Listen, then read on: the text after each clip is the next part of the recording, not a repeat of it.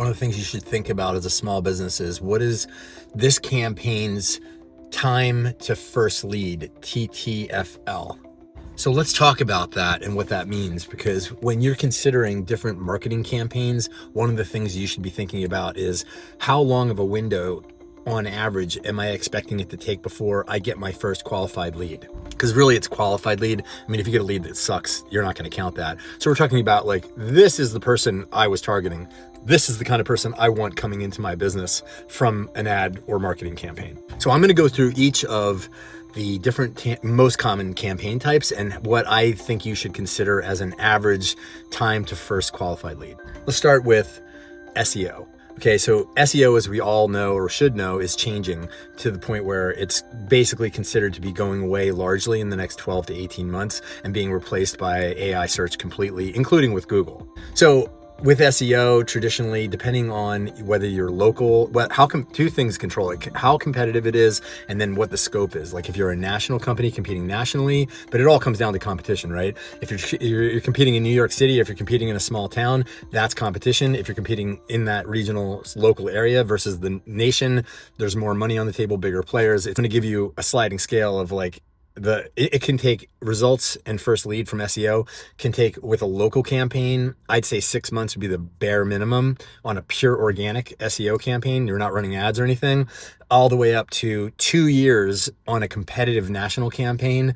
And that's if the company's good, because if you're competitive and national and your SEO company is not really on it, you could spend 5 years and not rank and not get a lead. Anyhow, let's move on from SEO. Let's go to AI search, which is what I just talked about, is replacing SEO eventually soon, and it's already starting to do that. I have an AI rank system is my AI search company, and so we actually are putting this into practice. And so I can tell you right now, this is one of the reasons I'm doing this, is because SEO takes so freaking long and it's a dying game. So we're really excited about AI search. We are seeing time to first qualified lead for our clients on an average of 2 to 4 months. And it's been so far 2 to 3. I'm going to say 4 just because I know it could take a little longer. But for every client that we have run an AI search campaign for, took them from complete invisibility on the LLMs like ChatGPT, Claude, Perplexity, Gemini, etc.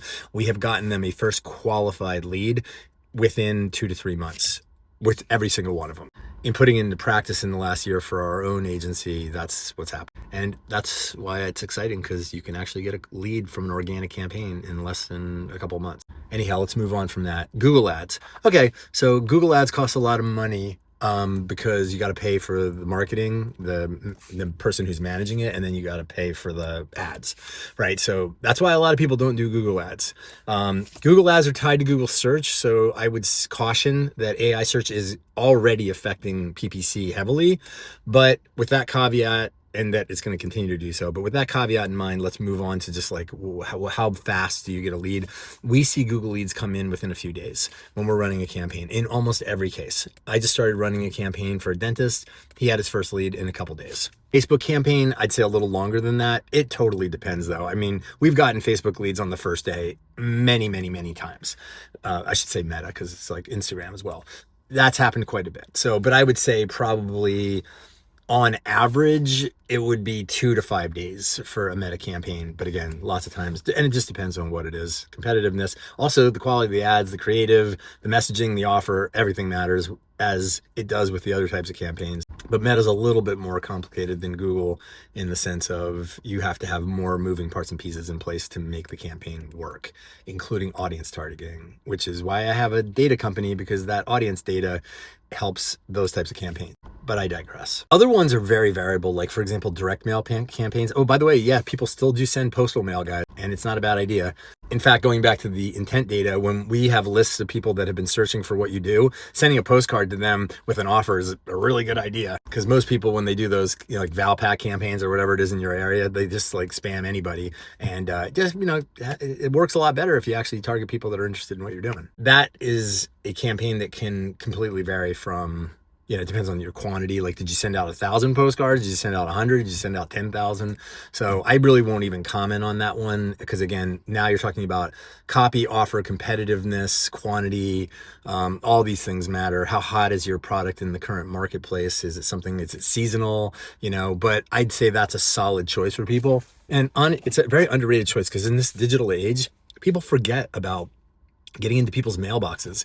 Guess what? If you send a postcard campaign or a letter campaign, you will actually get into their mailbox, literal mailbox. Whereas with a cold email campaign, for example, as much as I'm a fan of those in some circumstances for B2B, a lot of times it's really hard to get into the inbox. And even when you do get into the inbox, there's a lot of like, this is spam and a lot of negativity. I'm not saying people are thrilled about junk mail, but if something catches somebody's eye and it's an attractive offer, I'd say like you have less resistance there than you would have with a spammy feeling email.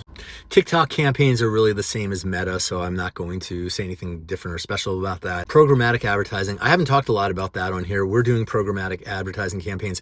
What those are audience centric. So we can target a particular audience and then follow them across multiple platforms. So we can advertise on multiple platforms in one campaign, including TV ads. So we can run what are called CTV ads. Doesn't have to include that. CPMs are a little higher, but getting back to the point of this video, which is how long does it take if you run a programmatic ad campaign to get your first qualified lead? I would say, generally speaking, within the first week. That's what you're going to see.